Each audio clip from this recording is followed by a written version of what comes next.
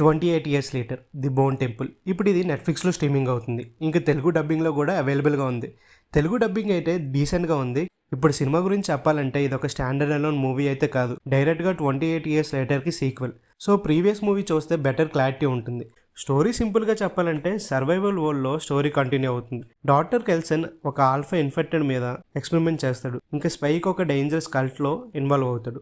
ఆ bone temple కాన్సెప్ట్తో స్టోరీకి ఒక డిఫరెంట్ లేయర్ కూడా యాడ్ చేశారు. ఫస్ట్ పాజిటివ్ ఏంటంటే మూవీలో ఉన్న అట్మాస్ఫియర్, వరల్డ్ బిల్డింగ్ చాలా స్ట్రాంగ్గా ఉంటుంది. డార్క్ టోన్స్తో రూన్ లొకేషన్స్ని, పోస్ట్ అపోకలిప్టిక్ ఫీల్ని చాలా న్యూట్రల్గా సెట్ చేశారు. కానీ ఓవరాల్గా చూస్తే మాత్రం మూవీలో కొంచెం అనిమేన్గా అనిపిస్తుంది.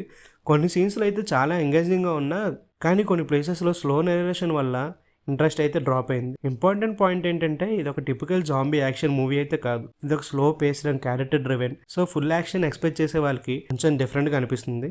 మెయిన్ పాజిటివ్ ఏంటంటే మూవీకి strong visuals and unique cult concept ఫ్రాంచైజీని అయితే చాలా బాగా కంటిన్యూ చేశారు. ఇంకా నెగిటివ్ గురించి మాట్లాడుకుంటే ఇది ఒక స్లో పేసింగ్ అండ్ ఎమోషనల్ కూడా కనెక్ట్ అవ్వడానికి చాలా టైం తీసుకుంటుంది. ఎంగేజ్మెంట్ కూడా ఇన్కన్సిస్టెంట్గా ఉంది. ఓవరాల్గా చెప్పాలంటే 28 years later the bone temple ఒక slow but interesting sequel. Franchise ఫ్యాన్స్కి డెఫినెట్లీ వర్త్ వాచింగ్ మూవీ ఇది. ఇంకా మీలో ఎవరైనా ఈ మూవీ చూసారా? మీకు ఎలా అనిపించింది అనేది కామెంట్ సెక్షన్లో చెప్పండి. వెళ్తూ మన ఛానల్ని సబ్స్క్రైబ్ చేయడం మర్చిపోకండి. ఇంకా నెక్స్ట్ వీడియోలో కలుద్దాం. బాయ్.